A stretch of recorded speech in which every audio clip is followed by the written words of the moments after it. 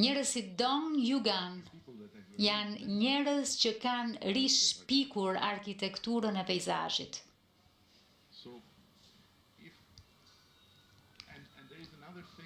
Dhe ka edhe diçka tjetër.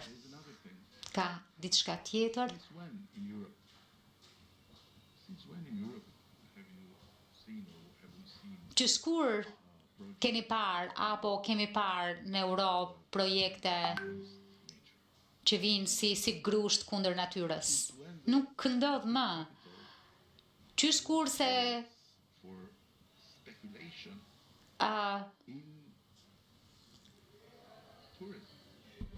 që shkur nën kupton që kapitalet e mëdha që shkojnë për turizëm janë spekulim. Që kur ndodh kjo gjë? Mendoni që Cheval Blanc dhe Bernard Arnault do vinë të shkatrojnë Bregdetin shqiptar apo do të vendos emrin dhe markën e vet në një projekt që do të vras flamingo? Ju a merr mendja që Rosewood Hotel, që ka një reputacion shumë të lartë për të qenë një prej modeleve të reja të destinacioneve të epokës re mjedisore, do të vi këtu për të shitur mojito në mes të betonit? A ju a pret mendja që Mandarin Oriental do dojë të lidhet me diçka që është e shëmtuar? A mendoni që hotelet Aman do të vinë të qëndrojnë në mes të një gjenerate të re bunkerësh? Çfarë po thoni? Po, mundesh.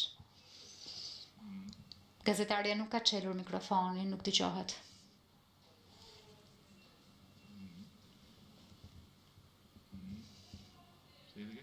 Ju lutem thuajnë edhe një herë. Edhe një herë nuk e dëgjojmë dot gazetaren. Nuk e di në qoftë se është libri i Shqipërisë, janë dosje shqiptare, më duket se janë dosje shqiptare, është prezantuar në festival, nuk e di se çfarë ndodh me shpërndarjen.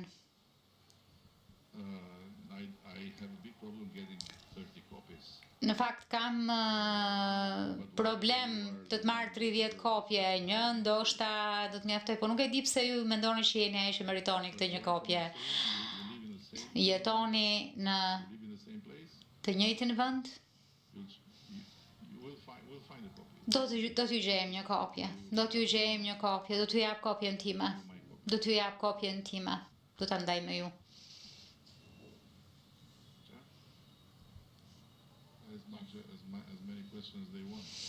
Mund bëjnë sa pyetje të duan. Është e rëndësishme që shpresoj që tani jemi në atë, kemi arritur kuptimin e përbashkës se çfarë është të ëndër dhe çfarë është projekt. Francesca Basso, Corriere della Sera, kur vim prapë të integrimit, 2027 është afër. Çfarë janë ato reforma që BE-ja i kërkon Shqipërisë ti përmbush deri atëherë dhe do t'ju duhet të ndryshoni ligjin për investimet strategjike për të krijuar një fushë loje më të drejtë apo nuk është problem ky aspekt për BE-n? Dëgjoni, ligji për investimet strategjike kur nuk ka qenë i padrejtë. Për të thënë këtë gjë fillimisht, shumë njerëz që flasin për të, as nuk e din për ç'flasin, por gjëja e mirë është që do ta lëm jashtë sepse e ka përmbushur misionin e vet dhe nuk ka rëndësi, nuk është se po luftojmë për të, nuk është se do të themi që vlerësimi është i gabuar, thjesht do ta lëm jashtë. Megjithatë, ligji për investime strategjike na ka ndihmuar të sjellim në këtë vend më në fund disa investimet që për ndryshe nuk do të kishin ndodhur. Tashmë nuk na duhet më një ligj për investime strategjike, sepse kapitali po hyn dhe investuesit e mëdhenj po vinë dhe në fakt nuk duan t'ja dinë për lehtësira, duan natyrisht status të mbrojtur ashtu me radhë, po nuk kemi probleme me këtë. Kam përshtypjen që është pjesë e kuadrit negociator dhe po punojmë tashmë për një ligj të ri për investimet, kështu që po punojmë me Bashkimin Evropian për këtë. Çdo gjë që bëjmë mbështetet te standardet EBS dhe kjo është diçka tjetër që është mjaft e qartë. Shqipëria mund të ëndërrojë e të parafytyrojë e të imagjinoj çdo gjë që Shqipëria apo qeveria kërkon, por ka një garanci për të gjithë.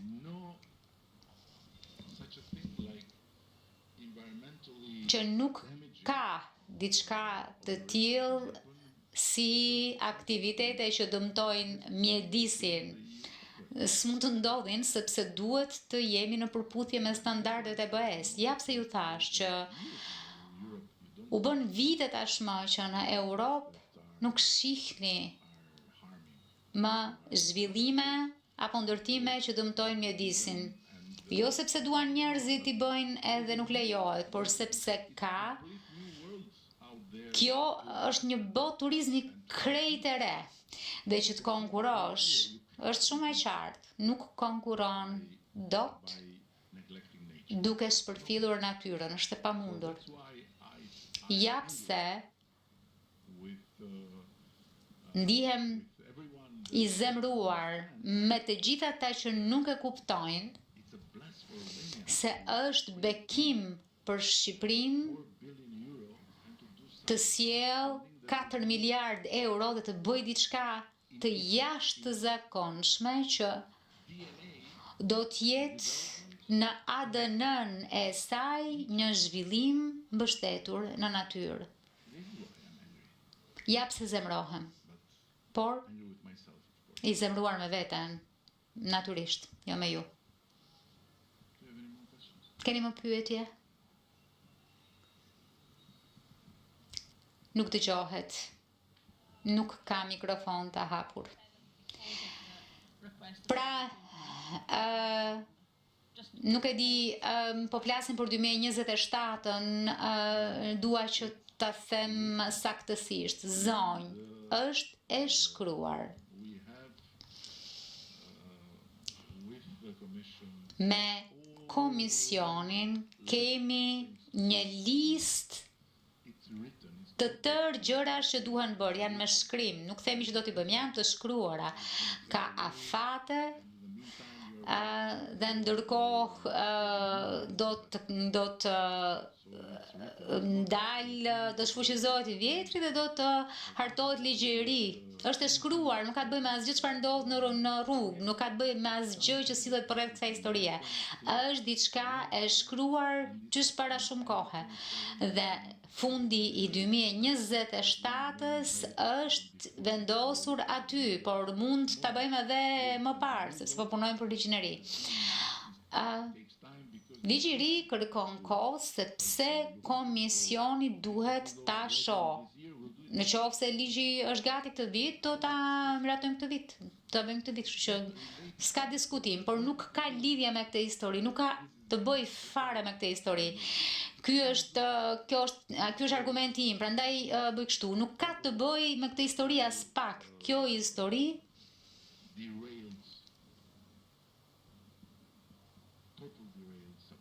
është një temë krejt jashtë çdo shine. Krejt jashtë çdo shine. Flitet për gjëra që nuk ekzistojnë, flitet për gjëra që janë të rreme. Ne po punojmë dhe do të dalim me gjëra.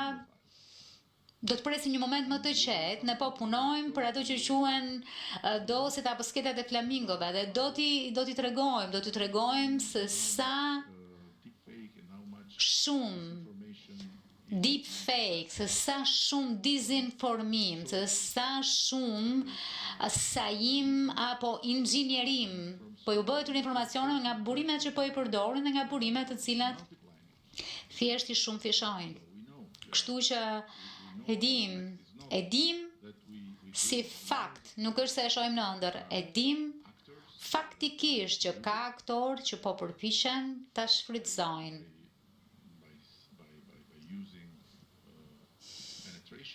duke përdorur atë që quhet depërtim, dhe ka të tjerë që po përpiqen ta përdorin për agjendën e tyre, për qëllimet e tyre që nuk kanë absolutisht bëjnë me Shqipërinë si objektiv, por kanë të bëjnë me Shqipërinë si një vend interesant për t'i dhënë energji politikore së tyre, por kemi shumë të dhëna për këtë dhe do t'i bëjmë publike vetëm faktet, jo histori, faktet. Edhe një herë, po ju them që nuk flas për aktor dashakeq, ka vetëm një aktor dashakeq që është Irani, të edim me fakte. Nuk kam thënë kur dhe nuk e them asnjëherë që Irani është shpiku, po them që Irani u hodh me njëherë në këtë histori, me njëherë. Dhe ne jemi në luftë kibernetike me Iranin që është prej disa vitesh tashmë. Ata organizuan një sulm të tmerrshëm, masiv, kibernetik kundër Shqipërisë për të fshirë gjithë infrastrukturën tonë kritike, nuk ja dolën, ndërkohë që ne u detyruam të investonim masivisht dhe ndërkohë që flasim, kemi një nga muret më të mira kibernetike në Evropë, dhe është diçka që njihet dhe nga NATO-ja dhe e njohim mënyrën se si veprojmë, rrugët si veprojmë, kështu që është shumë e qartë që ata kërkojnë ta ndezin, ta fryjnë këtë gjë. Se kush e ka interesin që të krijoj e të ndez narrativën antisemite, antihebreje, anti-izraelite. Kush e lidh, po ç'lidhje ka inflamuri izraelit me këtë zhvillim, ç'lidhje ka Gaza me këtë. Pra kjo është një gjë. Dhe në fakt ka hasur në shpërndarje, ka patur interes. Pjesa tjetër janë konkurrentët. Kemi pasur shumë informacione të rreme që vinin nga konkurrenca sa i takon turizmit, dhe pjesa tjetër janë njerëz me qëllime të mira, si ju. Ju jeni njerëz që keni qëllime të mira, doni më të mirën për Shqipërinë. E nuk do të ishte gabim të thoje që edhe mes jush ka njerëz që kanë ripostuar, ndoshta jo ju, po kanë parë ripostime në platforma nga gazetar, nga figura publike që kanë ripostuar qindra mira protestues. Është bota ku jetojmë. Është çmenduri, po kjo është. Ndërkohë që historia është shumë e thjeshtë. Ka një interes nga një konsorcium mjaft i madh investuesish për të sjellë një kapital të madh në vend.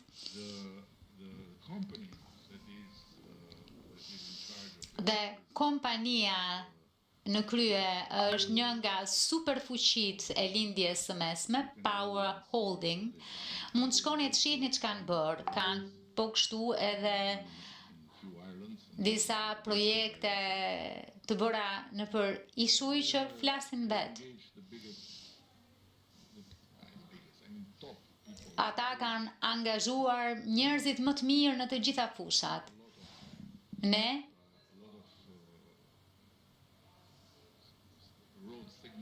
ju kemi vënë shumë, po themi piketa, për atë çfarë presim, do të kryhet vlerësimi mjedisit dhe pastaj do të kemi projektin.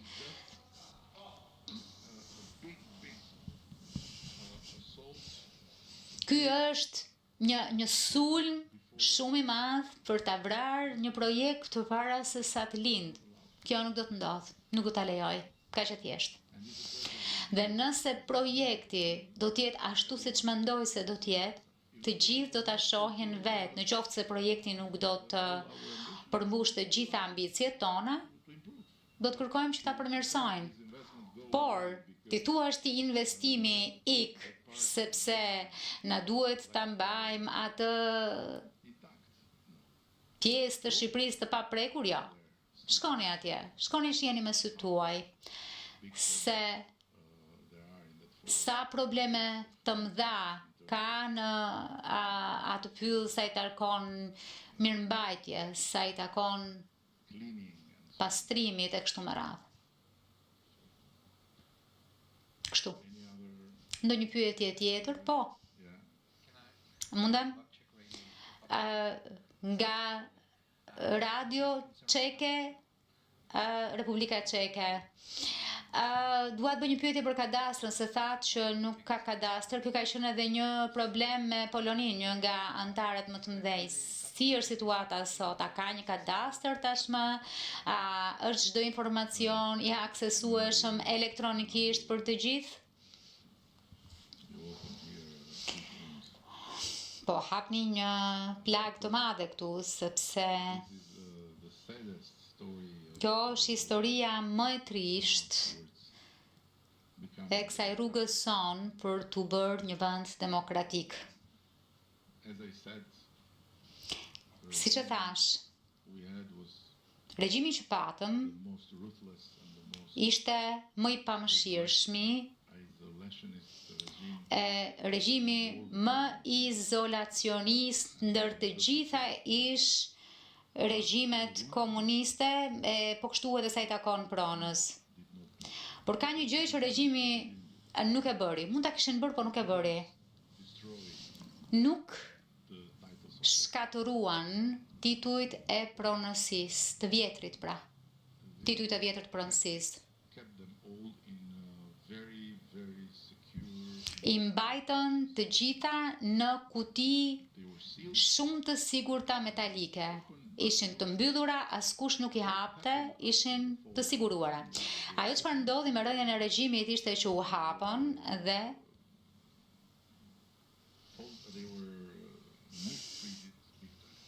u keq përdorën. Tej mase, shumica e titujve u shkatëruan. Shumë të tjera u zëvendësuan me tituj të rrem. Kështu kadastra u shndrua në problem. Por ajo çfarë ndodhi në realitet ishte edhe më egër e vështirë se sa ajo që ndodhi në Poloni. E thash dhe në kryet herës që la vjerë si shkoi në skajin tjetër dhe njerëzit filluan të lëviznin masivisht, sepse gjatë komunizmit ne nuk e vendosnim dot vetë ku t'jetonim. Të gjithë duhet të jetonin ku e caktonin, bazuar në një plan të madh të shpërndarjes së aftësive dhe të krahut punës. Nuk kishte liri lëvizjeje në Shqipëri gjatë komunizmit.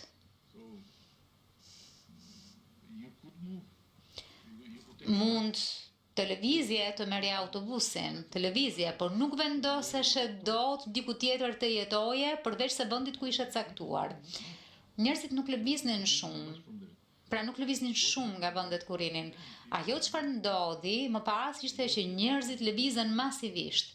Shumë njerëz nga qendrat urbane, qytetet relativisht të mëdha, lëvizën drejt Italisë. Shumë njerëz nga jugu lëvizën drejt Greqisë. Shumë njerëz nga zonat më të varfra lëvizën drejt zonave urbane, kështu që Tirana doli nga komunizmi me rreth 220.000 banor.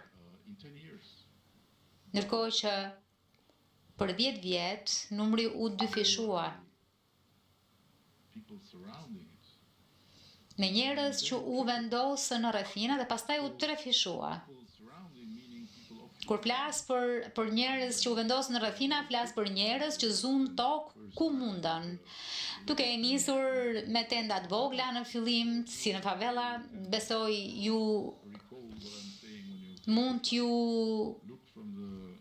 kujtoni këtë që po ju them kur të merrni avionin. Shihni nga dritarja e avionit dhe vëzhgoni ato shtëpitë vetme, ato shtëpitë e bëra që janë ashtu si të veçuara, janë bërë aso kohë. Në fakt, shikni që janë si tip vila 1 kaçe 2 kaçe sot, po në atë kohë, në 90-ën ishin baraka.